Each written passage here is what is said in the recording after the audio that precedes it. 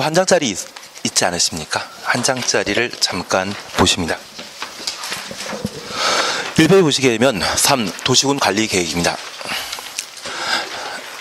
여기 한 장짜리 보시면 세 장이시면 됩니다. 세 장이시면 됩니다. 국토계획법과 그리고 건축법, 주택법 각각 딱 3장 나오시면 됩니다. 그리고 그 3장만 열심히 잘 해놓으시면 거기에서 점수가 60점이 나오실 겁니다. 그리고 그 60점 맞고 나면 개발법을 잘 해놓으시면 그게 70에 나오시고요. 그 다음에 잘 찍으시면 80에 나오십니다.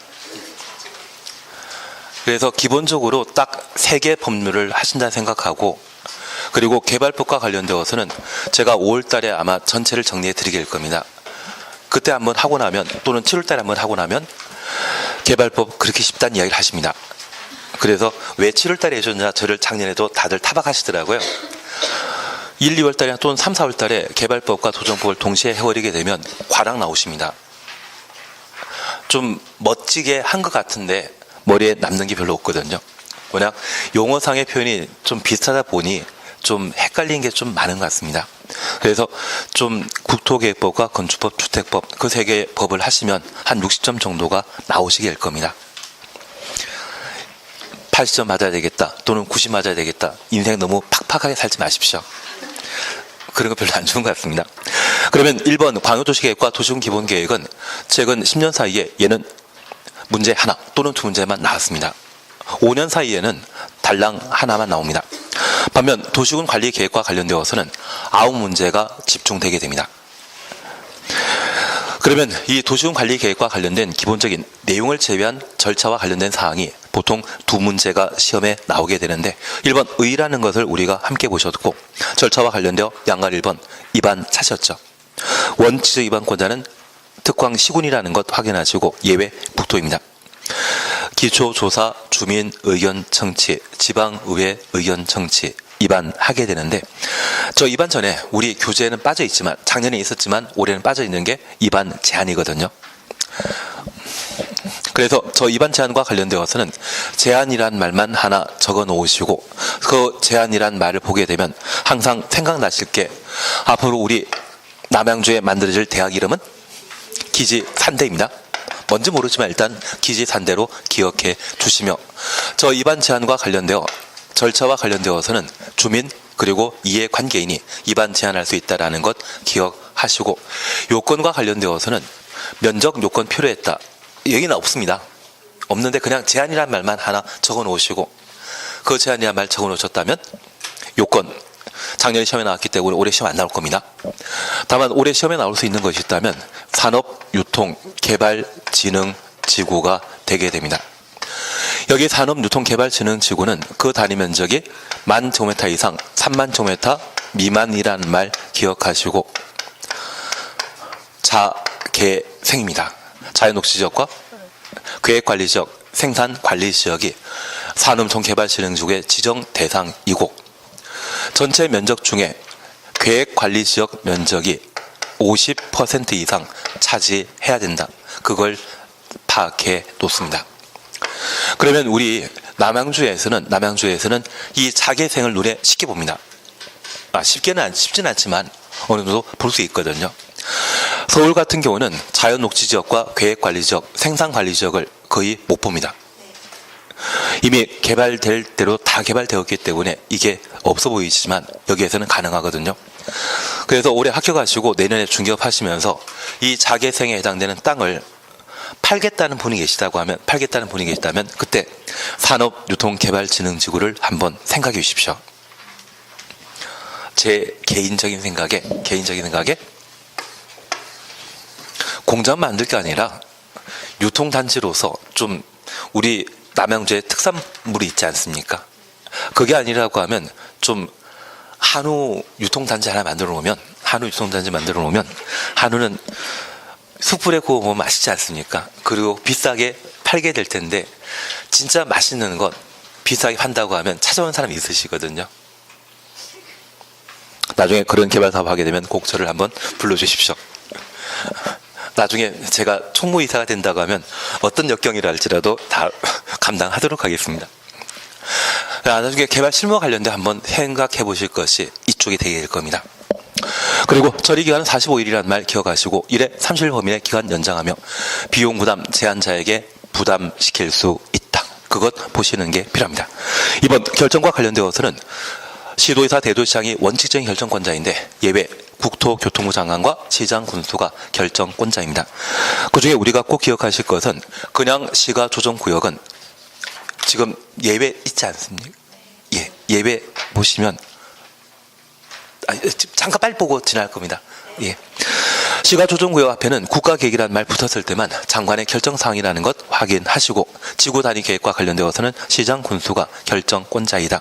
그리고 옆에 3번 보시면 용도 지역 찾으셨죠. 여기 용도 지역은 매년 우리 시험에 두 문제가 출제됩니다. 그중에 용도 지역과 관련되어 도시 지역은 주상 공록, 주거적, 상업적, 공업적, 녹지 지역을 말하고요. 관리 지역은 개생보, 계획관리적, 생산관리적, 보전관리적, 그리고 농림적, 자연환경보전적으로 구성되게 됩니다.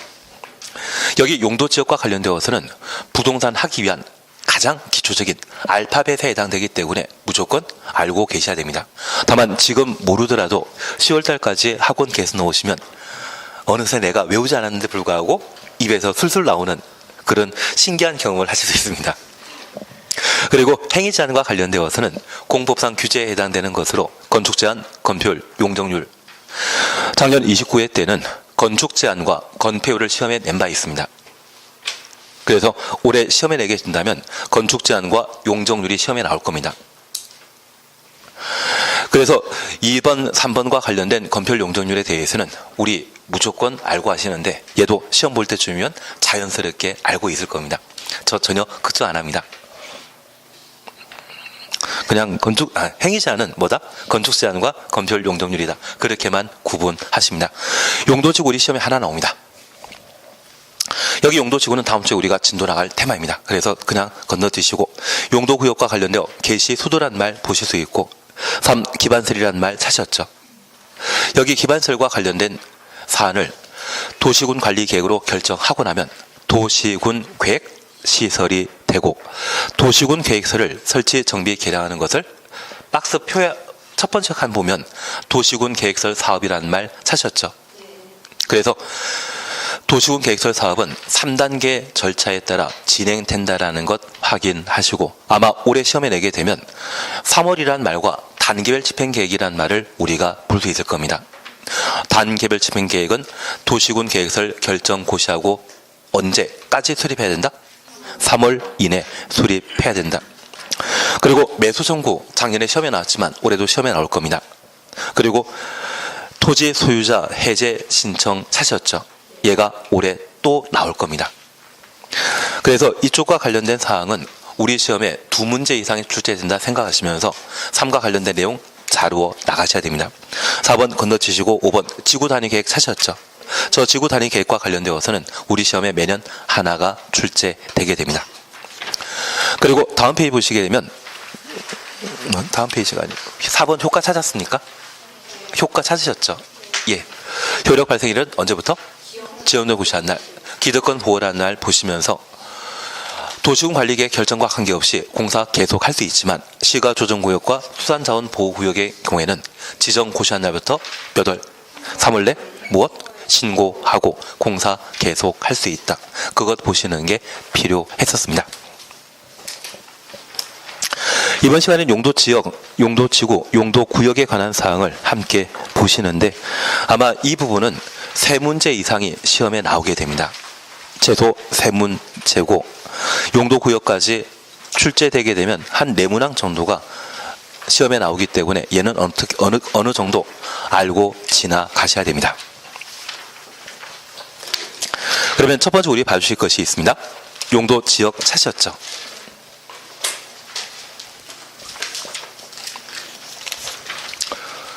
우선 60페이지 보시게 되면 용도지역 의와 관련되어 용도지역이란 토지의 이용, 건설의 용도, 건폐율, 용적률, 높이 등을 제한함으로써 토지부터 제한까지 가로 해놓으시는데 얘를 행위 제한이라 표현하게 됩니다. 저 행위 제한함으로써 토지를 경제적 효율적으로 이용하고 공공복리 증진을 도모하기 위한 것으로서 서로 중복되지 않게 도시군 관리 계획으로 결정하는 지역을 말한다. 서로 중복되지 않게 줄쳐져 있지만 다시 가로해 놓습니다. 그리고 하단부 표를 보시게 되면 도시적, 관리적, 농림적, 자연환경 보전지역이라는 말을 우리가 볼 수 있습니다. 확인되셨습니까? 그러면 첫 번째 우리 봐주실 것은 용도 지역과 관련된 사항을 보시는데 제가 숙제를 하나 드릴 게 있습니다. 1월 달에 동영상 보시게 되면 용도 지역, 용도 지구, 용도 구역 동영상 촬영해 놓은 게 있거든요. 그걸 꼭 한번 봐주십시오. 그게 숙제입니다. 외우란 이야기도 아니고 그냥 자연스럽게 듣기만 해주십시오. 듣다 보면 커피숍도 나오고 다방도 나오고 설탕도 넣고 그런 게 있거든요. 그걸 한번 듣고 오셔야 됩니다. 그게 빨리 정착되셔야만 나중에 공인중개사법 공부하시거나 학개론 공부하시거나 그런 공부하게 되었을 때 용도 지역과 관련된 내용을 알고 그 수업 들을 수 있습니다. 우리가 영어 공부하게 되면 영어 공부할 때 제일 먼저 했던 게 알파벳 외웠던 적 있지 않습니까? 하긴 영어 공부했는데 지금 써먹을 일 없지 않으십니까? 저 지금까지 영어 안 하고도 잘 사는 것 같은데. 예, 그래서 그 알파벳 공부하셨듯이 여기 용도 지역 지구 구역과 관련되어서는 무조건 동영상을 봐주셔야 됩니다. 그래야만 빨리 적응하실 수 있습니다. 제가 지난 시간에도 이야기 드리지 않았습니까? 28회 때는 한 23,000명 붙었고 29회 시험 때는 17,000명 붙었거든요. 그러면 한 6,000명, 7,000명 정도의 차이가 있는데 그 7,000명 적게 붙으신 분, 덜 붙으신 분들은, 불합격하신 분들은 공부 안 해서 떨어진 게 아닙니다. 시험 난이도가 조정되었기 때문에 떨어진 겁니다. 그래서 저 시험 난이도를 조정하게 된다고 하면 아마 주택관리사 시험이 내년부터 상대평가 넘어간다는 이야기 드렸고 우리 중개사 시험도 걔가 상대평가 넘어가면 이쪽도 같이 따라가는 경향이 있습니다. 그래서 조만간 언젠간 아마 제 생각에는 한 해 5,000명만 시험에 합격시키는 그런 일이 생길 겁니다. 그때까지 계속 줄여나가는 것도 하나의 경향이 되지 않을까 싶습니다. 그래서 올해 시험 어느 정도 붙느냐가 좀 중요한 관건이 아닌가 싶고 기왕한 거 빨리 붙는 게 낫지 않으시겠습니까? 하루에 몇 시간 공부한다? 2시간 공부하셔야 됩니다. 2시간 책을 보셔야 됩니다. 동영상 듣고 이해하는 것은 그냥 남이 공부한 것 그 정도이고요. 이해는 된 것처럼 보이지만 내 공부 아닙니다. 실제 공부하는 것은 내가 책을 읽어보시면서 그 문구 보시고 수업 시간에 들었던 기억이 나는지를 보시는 게 필요합니다. 민법도 마찬가지입니다. 아니 저는 원장님보다는 공부 못했겠지만 그래도 잘하는 편에 속했습니다. 민법은 괜히 제 자랑만 하고 하여튼 공부하는 거는 내가 들었던 것을 책을 한번 읽어보시는데 다 보게 되면 너무 지루하기 때문에 줄쳐져 있던 것 또는 중요하다 표시된 것만 좀 봐주시는 게 그게 2시간 공부하실 내용이 되지 않나 싶습니다. 그게 꾸준히 쌓이시게 된다고 하면 한 바퀴 돌 때, 두 바퀴 돌 때 이해하는 폭이 점점 넓어지고 그리고 문제 맞춰 나가는 실력이 점점 쌓이시게 됩니다. 꼭 책 보셔야 됩니다.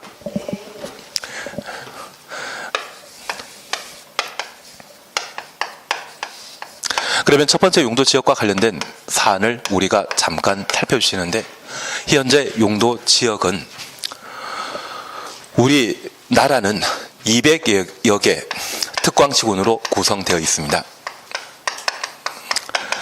과거 박정희 대통령 시절에 용도 지역, 용도 지구, 용도 구역제는 중앙에서 일률적으로 결정했었습니다.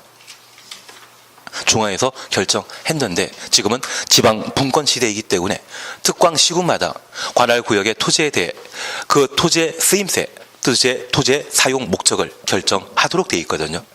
그래서 우리 남양주시의 경우에는 남양주시장이 관할 구역 전체에 대해 많은 사람들이 모여 살 수 있는 도시 지역과 비도시 지역인 관리 지역, 농림 지역, 자연환경 보전 지역으로 각각 구분하게 됩니다. 우리는 60페이지의 표에 도시지역과 관리지역, 농림지역, 자연환경 보전 지역이라는 말 찾으셨죠? 그러면 잠깐 우리가 이해하실 것이 있습니다. 여기 농림지역은 농업, 임업과 관련된 땅입니다. 그러면 이 국토계획법이 제정된 것은 2002년도에 도시계획법이라는 것과 국토이용관리법을 통합했던 것이거든요. 그런데 도시계획법이라는 우리가 모르는 법률이 만들어진 게 5.16 일어났던 해가 61년도지 않습니까? 서로 태어나지 않았기 때문에 서로 모르는 해입니다.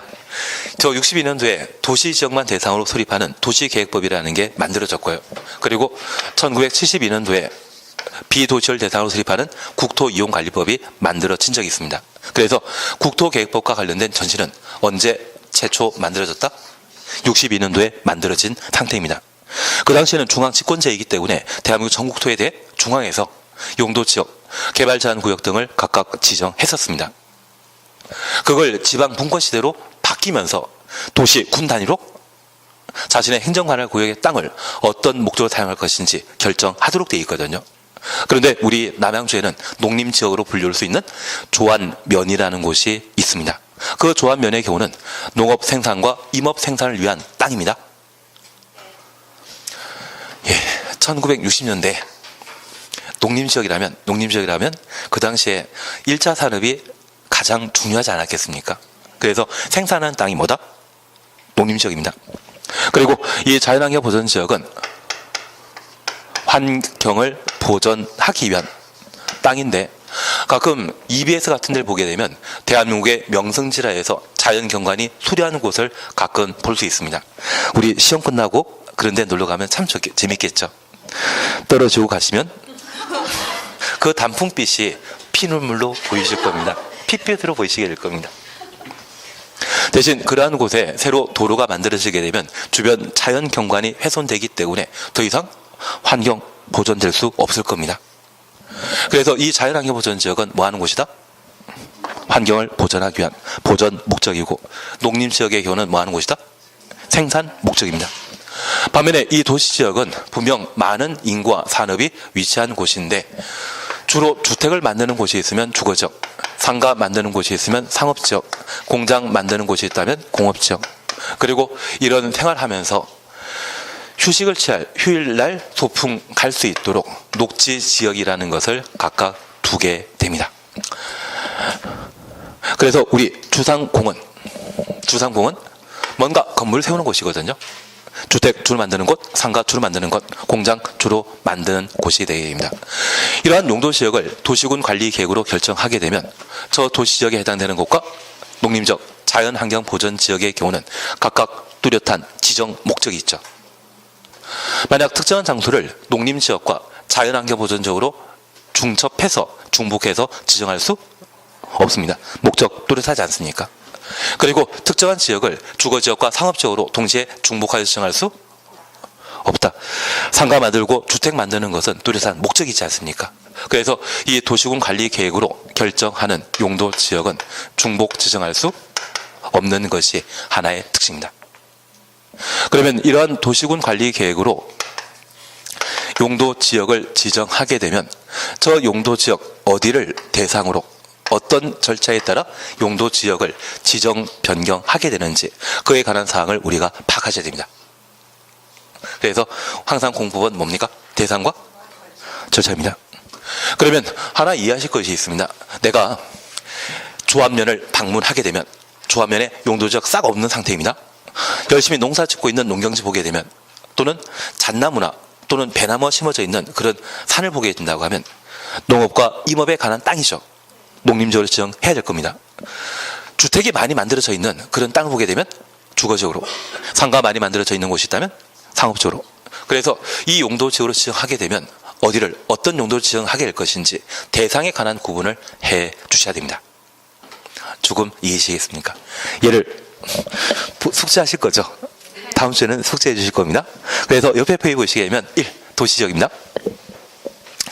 1번 도시지역은 주상공로 나뉘게 되는데 1. 주거지역입니다.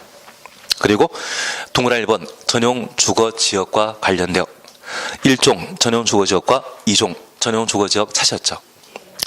단독택 추천없습니다. 단독택 중심의 양호한 주거환경을 보호하기 위해 필요한 지역은 제1종 전용축으로 지정해야 되고, 공동택 중심의 양호한 주거 환경을 보호하기 위해 필요한 지역은 2종 전용주거지역으로 지정하도록 되어 있습니다. 그리고 일반 주거지역 사셨죠? 1, 2, 3종으로 나뉘는데 저층주택 4층 이하, 저층주택부터 4층 이하까지 추천없습니다. 편리한 주거환경을 조성하기 위해 필요한 지역이라면 1종 일반 주거지역으로, 중층 주택 동그라미 놓습니다. 편리한 주거환경 종속을 위해 필요하다면 2종 일반 주거지역으로, 중고층 주택 추천없습니다. 3종 일반 주거지역으로 지정할 대상이 되게 됩니다. 하나 이해하실 것이 있습니다. 현재 도시지역은 주거지역, 상업지역, 공업지역, 녹지지역으로 각각 구분하게 되는데, 이 주거지역은 전용 주거지역과 일반 주거지역, 준주거지역으로 나뉘는데, 우리 전태일이라는 분 들어본 적 있으시죠? 그래서 그분 기억나신다면 전일준도 함께 기억할 수 있을 겁니다. 주거지역은 어떻게 세분한다? 전일준으로. 그런데 이 주거지역은 보통 주택이 만들어져 있는데, 우리 아파트 단지가 만들어져 있는 곳, 또는 우리 학원 옆에 상가주택 만들어져 있는 곳이 있거든요. 밤 늦은 시간에 그 지역 방문하게 되면 상업지역처럼 많은 사람들이 찾아오고 쉽게 물건 구입할 수 있지 않습니까? 살기 편리하지 않겠습니까? 반면에 연희동이라는 동네에 있습니다. 요즘 전직 대통령 때문에 또 연희동이 TV에 나오더라고요. 그런데 그 연희동이 제가 88년도, 89년도에 그때 봤던 거나 지금이랑 똑같던데요. 아시는 분도 계시고? 예, 그러면 우리가 잠깐 이해해 주실 것이 있습니다. 그 연희동 같은 경우는 밤 7시, 8시 이후에는 동네가 참 조용합니다. 그래서 밤 7시 이후에는 개 짖는 소리만 들리지 돌아다니는 사람 절대 없습니다. 진짜입니다. 그리고 가끔 어떤 분이 골목길에서 뭔가 성명서도 한번 낭독하시더라고요. 괜한 이야기 들었습니다. 예, 조용한 동네는 어디다? 전용주거지역이다. 살기 편리한 곳은 어디다? 일반 주거지역입니다. 그러면 개 짖는 소리만 들리는 그 동네가 주로 단독택이 만들어져 있다면, 내가 도시군관리계획의 결정권자일 때 무엇으로 지정한다? 일종 전용주거지역으로. 아파트를 포함한 공동택 또는 연립, 다세택이 많이 밀집한 동네라고 하면 그때는 2종 전용주거지역으로 지정하게 됩니다. 반면에 상가주택이라 해서 4층짜리 상가주택 있지 않습니까? 그 상가주택은 대부분 어떤 형태입니까? 학개론에서 한번 하지 않으셨습니까? 다가구, 상가주택은 다 다가구택입니다. 예, 나중에 제가 또 하도록 하겠습니다. 국토개혁법 끝나면 바로 건축법 넘어가니까 그 건축법 공부할 때 다시 한번 하도록 하는데, 상가주택은 다가구택입니다. 하수집은 다중택입니다. 그 다가구택은 주택으로 사용하는 층수가 3계층 이하로서 동당 바다 면적 합이 660제곱미터 이하의 단독택을 다가구 주택이라 하는데, 1층을 상가로 2, 3, 4를 주택으로 만들게 되면 이 다가구택은 보통 몇 층짜리입니까? 외관은 4층. 그래서 4층 이하의 저층주택이 밀집해 있고 밤 늦은 시간까지 술 한잔 하거나 물건 쉽게 구입할 수 있는 편의점이 갖춰져 있는 곳이 있다면 걔는 일종 일반 주거지역이 되게 됩니다. 반면에 15층짜리 또는 12층짜리 아파트가 만들어져 있는 그런 곳이라면 그때는 2종 일반 주거지역이고, 가끔 35층짜리 아파트가 세워지는 경우가 있습니다. 그래서 대치동에 음마아파트 있는데 걔는 35층짜리로 재건축하고자 했다가 처음에 50층 했다가 지금 30층으로 좀 낮춘 형태이거든요. 그렇게 만들어지게 된다면 그때는 3종 일반 주거지역이 되게 됩니다. 그러면 우리가 잠깐 이해하실 것은, 얘는 동네 조용한 곳이죠. 그걸 양호한 주거환경 보호란 말로 대신하고, 살기 편리하죠. 편리한 주거환경 조성이란 말로 전용 주거지역과 일반 주거지역을 구분한다는 것 파악하시고, 저 전용 주거지역은 단독택 주로 만들어져 있다면 1종, 공동택 주로 만들어져 있다면 2종, 4층 이하라면 1종, 중층이라면 2종, 중고층이라는 말 보게 되면 3종 일반 주거지역으로 각각 세분하게 됩니다. 이해는 되시겠습니까? 이게 1, 2월에 다 끝났어야 될 일인데 지금도 하고 있는 중입니다. 그리고 여기 준주거 지역은 주거 기능 외 상업 업무 기능의 보완이 필요한 것으로서 보통 주상 복합 건축물 오피스텔 만들어지는 것이 준주거 지역이 되게 됩니다. 그리고 한 장 넘기시면 상업지역이라는 말 찾았습니다. 그 상업지역 보기 전에 우선 공업지역을 봐주십니다. 공업지역, 전용공업지역과 일반공업지역, 준공업지역 찾으셨죠? 전일준입니다. 주거지역과 공업지역은 전일준으로 나뉜다는 것 확인해 주십니다. 그런데 이 공업은 우리 중공업이란 말 들어본 적 있고 경공업이란 말 들어본 적이 있으시죠? 그 중공업 중에 중화공업이나 공예 공장을 위치시키는 곳이 전용공업지역이고요. 환경을 제어하지 않는 공업 배치, 반도체 공장이나 자동차 공장, 그러한 곳이 일반 공업 지역입니다. 우리 GM 자동차라고 하는 회사가 한국에서 군산 지역은 폐쇄하고 철수했지만 부평 쪽은 절대 폐쇄 안 합니다. 그 부평 지역, 그게 일반 공업 지역인데 토지의 가치 평가를 하게 되면 한 1조 6천억 정도라고 합니다. 그런데 저 일반 공업 지역일 때는 1조 6천억이지만 얘가 아파트 건축할 수 있는 일반 주거지역으로 또는 준주거지역으로 용도지역 바뀌게 되면 얘가 8조 정도의 가치를 가지게 됩니다.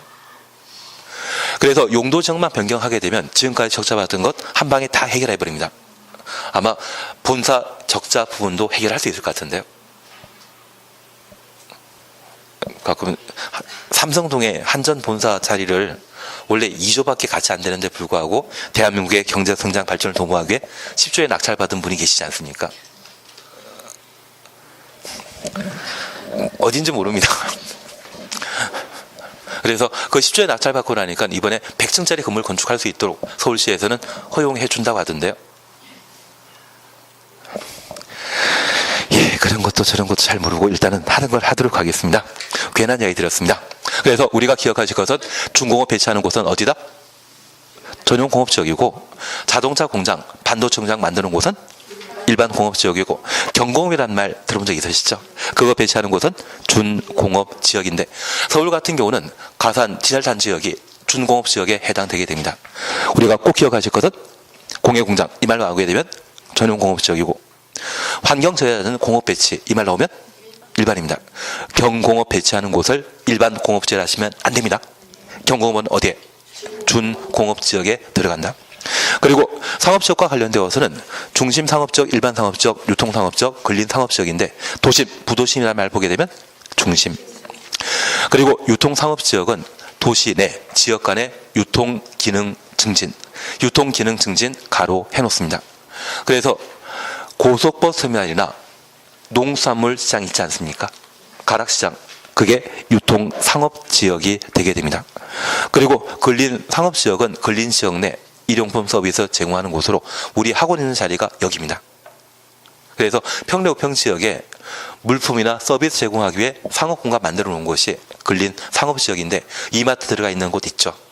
그게 대부분 근린상업지역에 해당하게 됩니다. 그러면 이제 우리 상업지역과 관련되어서는 이렇게 외워주셔야 됩니다. 중국하고 일본은 영어는 동사가 먼저 나오지 않습니까? 있다, 가까이. 그래서 중일, 유근입니다. 중국과 일본은 가까이? 아니, 있다. 있다, 가까이입니다. 그냥 외워주십시오. 그리고 녹지지역과 관련되어서는 자연녹지지역과 생산녹지지역, 보전녹지지역으로 구분하고 있는데 도시의 자연환경이라는 말 보게 되면 보전녹지지역 그리고 생산녹지지역 찾으셨죠. 주로 농업적 생산을 위해 개발을 유보할 필요가 있는 곳, 개발을 유보한다 추천없습니다. 화훼 단지가 들어가는 곳이 생산녹지지역입니다. 그런데 이 생산녹지지역에 최근 김영란법 있지 않습니까? 그 김영란법 때문에 이 화훼 단지가 좀 수익성이 저하되었거든요.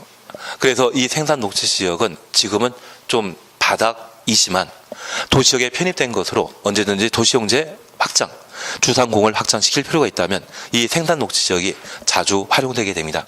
나중에 중개업 하시면서 저 생산녹지지역을 금매로 파는 게 있다고 하면 잡아놓는 것도 괜찮은데 일단 자기 손 따는 게 중요하시죠. 그리고 자연녹지지역은 도시의 녹지 공간 확보, 도시 확산 방지 그냥 지나가시고 장래 도시용지의 공급. 장래 도시용지 공급. 도시용지라고 하면 뭐겠습니까? 주상공을 말합니다. 주상공을 말합니다. 만약 우리 남양주에 주거 공간이 부족하다. 우리 남양주에 제일 부족한 게 뭡니까? 사실은 일자리와 관련된 공업용지이거든요. 그 장래 도시용지에 공급이 필요하다면 언제든지 용도 지역의 변경이 가능한 것이 자연 녹지 지역이 되게 됩니다. 그래서 이 자연 녹지 지역의 경우는 제한적 개발이 가능하다는 것을 확인해 놓습니다. 앞으로 녹지 지역과 관련되어서는 자생보란 말로 계속 정리하실 겁니다. 자생보입니다. 하나 여쭐 게 있습니다. 농업적 생산을 도모하기 위해 개발을 유보했다. 농업적 생산을 도모하기 위해 개발을 유보했다. 생산 녹지지역입니다. 제한적 개발이 가능하다. 자연 녹지지역입니다. 예. 그리고 관리지역은 보전관리지역과 생산관리지역, 계획관리지역인데 우선 62페이지에 관리지역 2번 찾았습니다. 도시지역의 산업과 인구와 산업을 수용하기 위해 도시지역의 준해 체계적으로 관리할 필요가 있으면 관리지역입니다. 그게 계획관리지역이고요. 이제 옆에 페이지 보전관리지역 찾으셨죠. 자연환경 보호라는 말 보시면서 두 줄 밑에 자연환경 보전지역으로 지정하여 관리하기가 곤란한 지역, 그리고 생산관리지역 찾으셨죠. 농업이라는 말 보셨고 한 줄 밑에 농림지역으로 지정하여 관리하기 곤란한 지역, 그리고 계획관리지역은 천천히 그냥 보십니다. 다만 우리가 하나 이해하실 것이 있습니다. 현재 용도지역은 그 개성이 뚜렷한 곳이 딱 3개입니다. 건물 건축하고 사람 많이 사는 곳, 그게 도시지역이고요. 농업 생산 도모하는 곳이 농림지역이며 환경 보존하는 곳이 자연환경 보전지역입니다. 그런데 이 3개 뚜렷한 특성이 있는 곳은 도시관리계획의 결정권자가 각각의 용도지역으로 지정할 수 있겠지만 그 주변에 성격이 애매한 게 있습니다. 관계 수리설이 부족해서 농림지역 지정하기 애매한 곳이 있다면 그때는 생산관리지역으로, 농림지역으로 지정하기 곤란하지만 농림지역의 준해 관리할 필요가 있다면 생산관리지역으로, 그리고 설악산처럼 나무가 울창하게 심어져 있는 곳이 있는데 가끔 민둥산이 있거든요. 그 민둥산을 자연환경 보전지역으로 지정하기는 좀 애매하지 않겠습니까?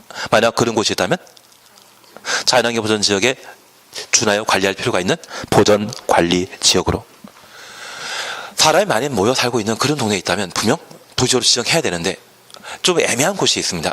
그래서 제가 앞서 말씀드렸듯이 예전에는 시골 작은 마을 동네였는데 공장 한두 동이 들었으면서 지금은 마을 주민보다 공장이 더 많이 들어서 있는 곳, 그 공장, 도시지역에 공장 차리기 위해서는 토지 임대료 등이 좀 비싸거든요. 그래서 비도시역으로 빠져나가게 됩니다.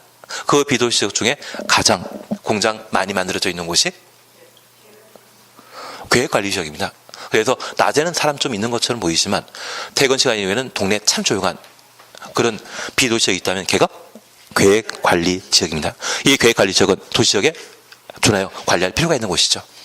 그래서 이 관리지역은 도시지역과 비슷하면 계획관리지역, 농림지역과 비슷하면 생산관리지역, 자연환경 보전지역과 비슷하면 보전관리지역으로 세분한다라는 것을 확인해 놓습니다. 그래서 현재 용도지역은 이러한 것들을 도시군관리계획의 결정권자가 지정하고 변경하는 겁니다. 변경도 할 수 있다는 것 확인해 놓습니다. 그래서 3번 용도지역의 지정 찾으셨죠? 그리고 1. 용도지역의 지정 변경 세부는 국토교통부 장관, 지도이사, 대도시장이 도시군관리계획으로 결정한다. 국토교통부 장관부터 대도시장까지 가로 해놓으시면 방금 보신 분들은 입안권자입니까? 결정권자입니까? 결정권자입니다. 예, 그러시면 되는 것 같은데 한 장 넘기시면 특례 있습니다. 이 특례는 쉴 때 되었기 때문에 쉬었다 하십니다.